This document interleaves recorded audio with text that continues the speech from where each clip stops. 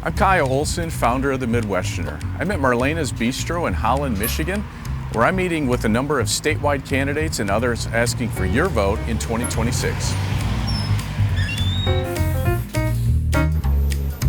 Marlena Hackney left communist Poland in the 1980s for a life in America. She opened Marlena's Bistro in Holland. When Gretchen Whitmer began issuing lockdown orders in 2020, Marlena refused to close. She was arrested and jailed for trying to keep her business afloat. But that didn't stop her. She's still serving the Holland community every day. My guest today is Tom Leonard. He's a former state representative, and when he was just 36, he was elected the youngest Speaker of the House in state history. He ran for Attorney General in 2018, narrowly losing to Dana Nessel. Now he's running for governor and came in second in the Midwesterner Mackinac straw poll. He says he's running a solutions-oriented campaign for Michigan families. So, why did you decide to run for governor?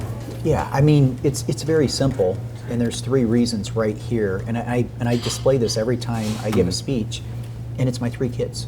My 9-year-old Hannah, my 6-year-old Thomas, and my 1-year-old Danny. And when you look at the state of the state right now, Kyle, the only state we beat for population growth in the last 20 years, West Virginia, 49 out of 50 in unemployment.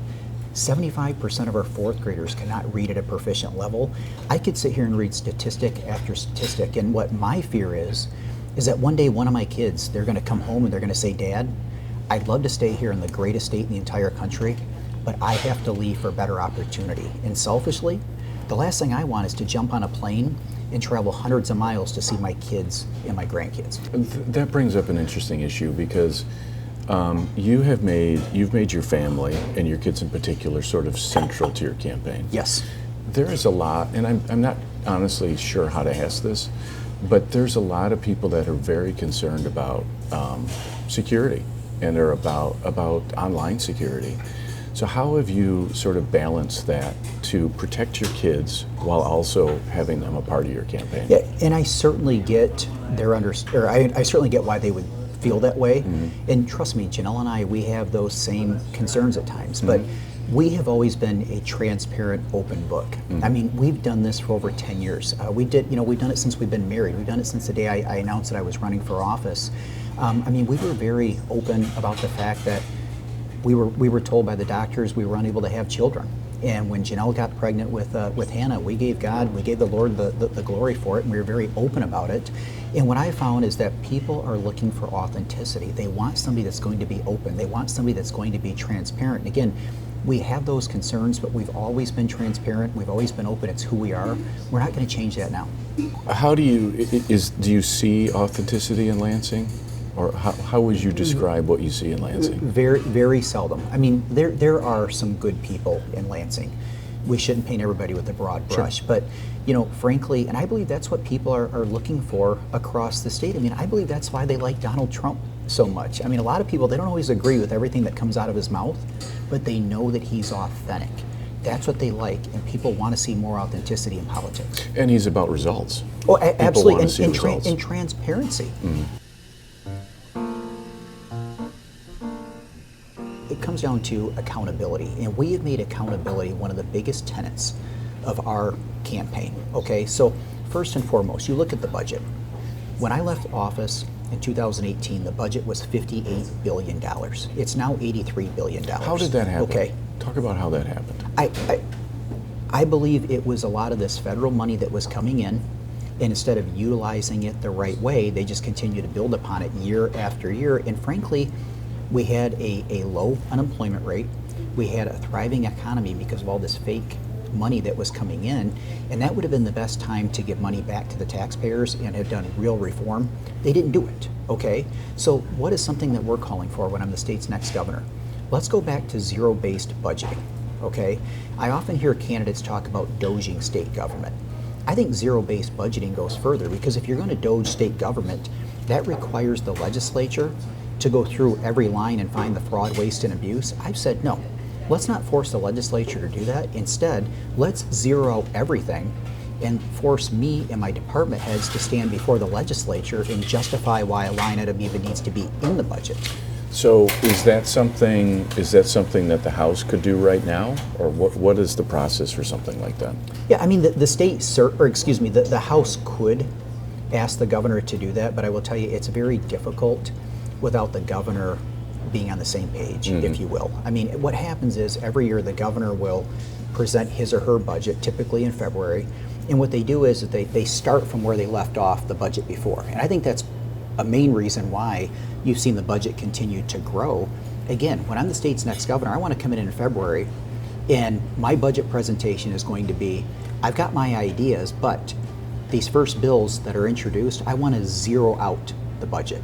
Don't start from where my budget presentation starts. Let's zero it out, and I want you to sit there. There won't be any golf that summer. You're going to be working 6 days a week, 10 hours a day, because I want you, the legislature, to hold me and my department heads accountable, and let's go through every line item and force me to justify why it should be in the budget. Have you sort of war-gamed that out and what that could actually mean? I think you would find, you want to talk about finding fraud, waste, and abuse? There would be no better way to find it than to zero out the budget and force the governor to explain why those line items should be in there. Again, how are you going to find it? How's it going to be easier to find?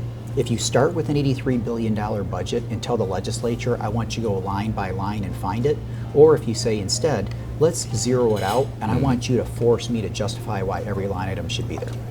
To me, that's accountability. Right. If you're talking about zero-based budgeting, that opens the opportunity to do income tax reform or repeal, potentially property tax reform or repeal. There's a lot of discussion about, and a lot of candidates are saying we need to get rid of the income tax, we need to get rid of the property tax, there's my tax, there's all of these things going on. Yeah.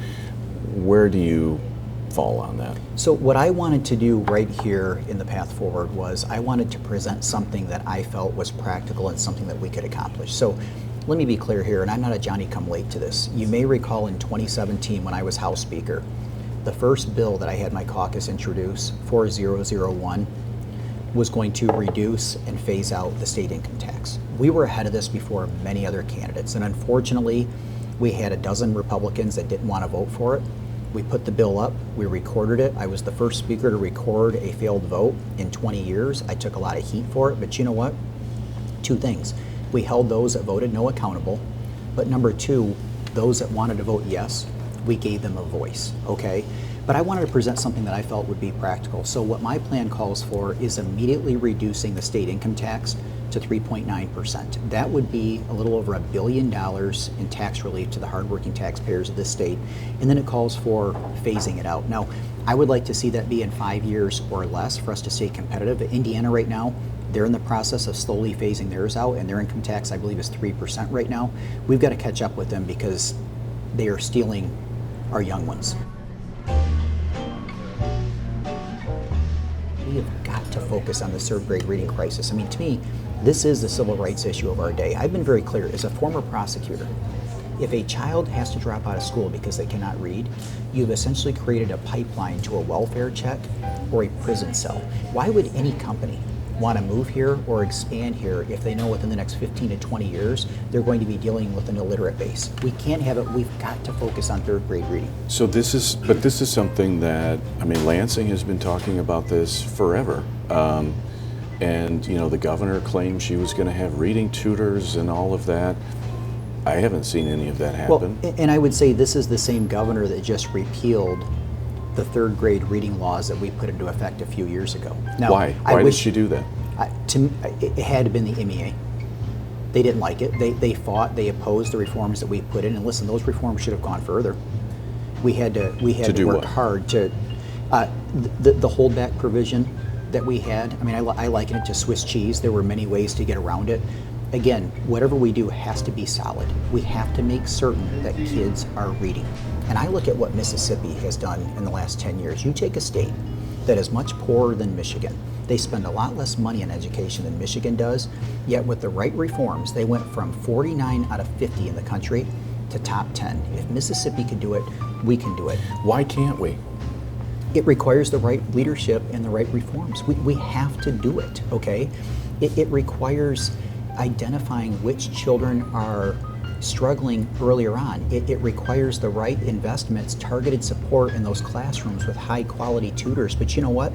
It also requires the step, and it might not be popular with some, but it requires the step of saying we cannot just pass a child along from the 3rd to 4th grade because their parent may want them to be advanced if they are not ready to go to the 4th grade. We've got to make certain that that a child is prepared and ready to read. If not, we've got to hold them back. But if we're going to do so, we've got to empower parents in this process, and we've got to make certain that resources are available to them and they are part of this as well. Well, what you're talking about is a third, maybe a half, maybe more, of kids who would be held back. Is there a political appetite to actually do that? There has to be. You've talked a lot about mental health, which I think is very important in a variety of ways. Talk about how that would work, and is that, I guess just talk about your concerns about that.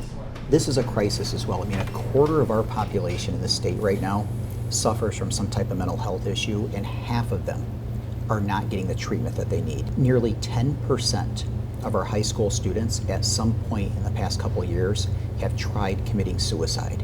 A third of our prison population suffers from some type of mental health issue, and when they do, the cost of that inmate goes from about $40,000 per year to well over $100,000. This is something that we need to hit head on. I think first and foremost, we have to address the stigma that comes attached to somebody who suffers with a mental health issue. You think about if you have a physical problem, you're not ashamed. You go to your friends, you go to your family, you go to your place of worship, and you ask them to pray for you. A lot of people who suffer through mental health issues, they are ashamed, they are scared. We shouldn't do that. What about kids and students?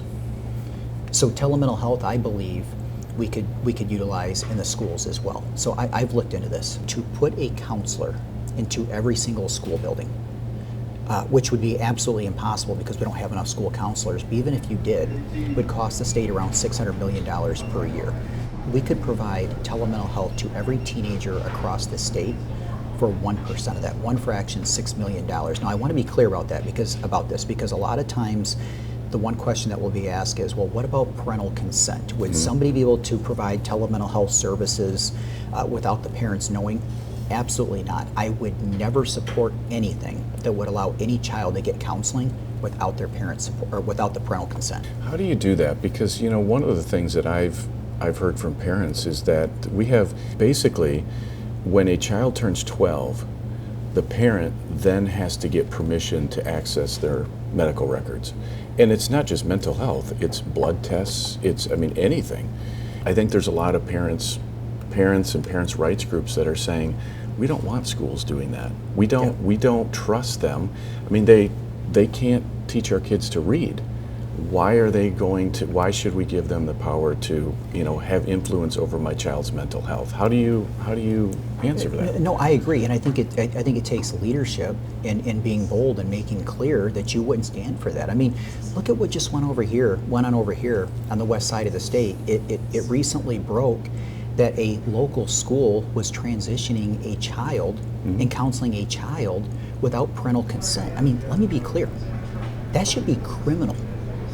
For somebody to take a small child without their parents' consent and start to transition them and the parent has no clue, that shouldn't just be civil, that is something that should be criminal, Kyle.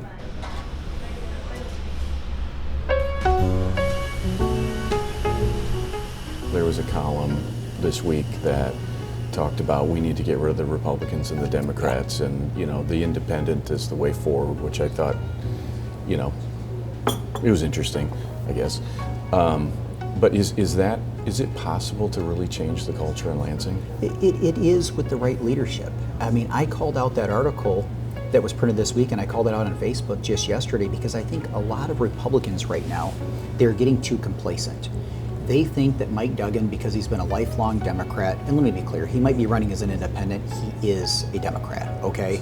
I don't know one view that he has that's different from today's Democrats. But all that to say, there are Republicans looking his way, and we can't get complacent thinking that next November he's only going to take votes away from Democrats. What do you think Republicans are seeing in him? I don't know. I mean, that's a very good question. I think a lot of them really have not dug into his views on things. And again, I've told them to ask that question. Usually they look at me like a deer in headlights when they tell me, I mean, I've worked with Mike Duggan, okay? He is somebody I consider a friend. He's a smart person. And he is very good talking in front of crowds. And I think a lot of them are just hearing what he wants them to hear. And I've been very clear to them. I said, have you asked the tough question? The very simple question you have to ask is this: name one core issue that he's ever deviated from the Democrats. And they look at me like a deer in headlights and they say, well, that never came up. And I've asked them, do you think he would reinstate right to work? No. Do you think he would expand school choice? No. Do you think he would give us a big tax cut? No. Do you think the budget would continue to grow? Yes. Do you think he would give us regulatory reform? No. That's what we need to bring this state back, and they've got to start asking the tough questions. But again, if we get complacent and all we are is focused on other people, whether it be Republican or Democrat, and we're not focused on solving problems with real solutions and a positive vision, we're going to lose. We can't let that happen. And if he had his way, Kamala Harris would be the president. Yes, I mean, this was a guy who not only chaired Joe Biden's campaign for president. As soon as Joe Biden got out of the race, he chaired Kamala Harris's campaign, and we all know she was the furthest thing in the world from being a moderate or an independent. Yeah. If we go in with complacency, our next governor is going to be Jocelyn Benson. We cannot allow that to happen. Republicans this cycle, we cannot be too focused on Gretchen Whitmer and Jocelyn Benson. Democrats showed us last fall what happens when you wake up every day and your focus is hatred of one person. You lose. To his credit, Donald Trump, every single day, he was transparent, he presented a vision, and he told America where he wanted to take this country. Our nominee for governor needs to do the same thing. We've got to identify problems, and we need to be transparent and let the citizens of the state know where we want to take it. Well, thank you. All right, thank you. Appreciate it. It's been a blast. Yeah.